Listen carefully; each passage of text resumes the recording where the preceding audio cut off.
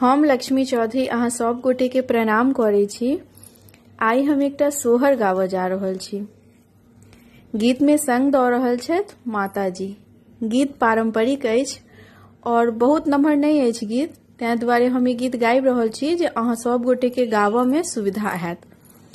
गीत नीक लागत तऽ गीत के अधिक से अधिक शेयर करब, लाइक कमेंट करब और एहि चैनल के जरूर से जरूर सब्सक्राइब करब। धन्यवाद। के बाड़ लागल धानी सोचथि माए बाप सुमरथि रे ललना रे उठल पंजरवा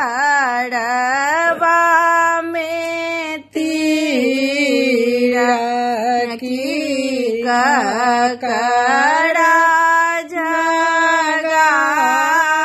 जगायबा रे ललना रे उठल पंजरवा में तीर की ककड़ा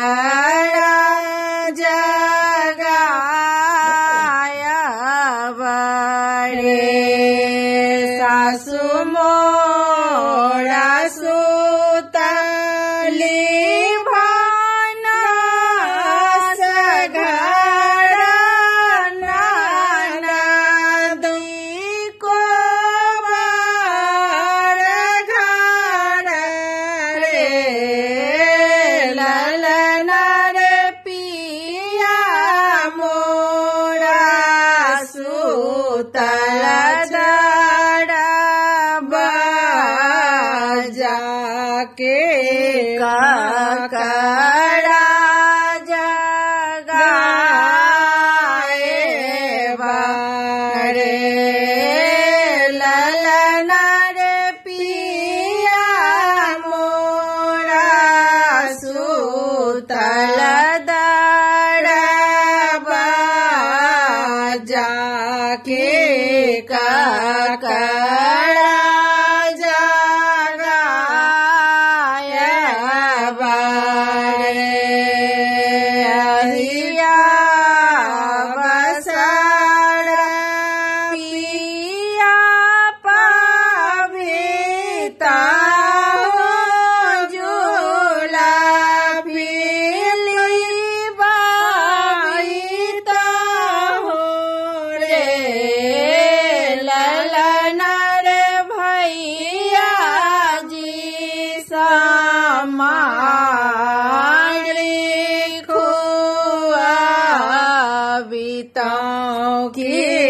दर्दे मोना व्याकुल रे ललना रे भैया जी समार खुआबिता हूँ दर्दे मोना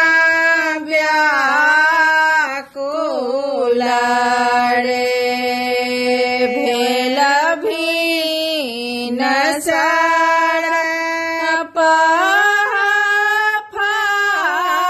फाटल होड़ेला जनम लेला रे ललना रे नाना दो जे मांगै छै बधाइया महल उठे सोहारा रे ललना रे नाना दो जे मांगै छै बधाइया महल उठे सो